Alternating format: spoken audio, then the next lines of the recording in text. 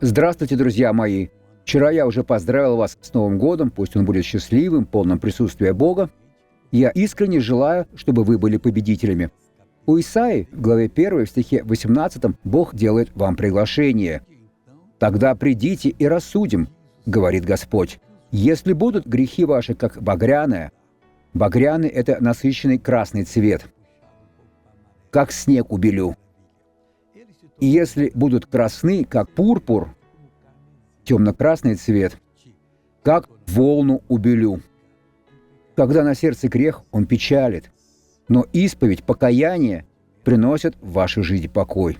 Теперь помолимся. Отец, мы вступаем в Твое присутствие, чтобы благословить всех тех, кто молится с нами. Протяни свои руки, чтобы исцелять, чтобы освобождать, чтобы творить чудеса. Бог, я сейчас пользуюсь Твоей властью и говорю: зло, уйди, оставь этого человека. Болезнь, убирайся, искушение, исчезни. Во имя Иисуса. Хорошего дня. Благослови вас Бог.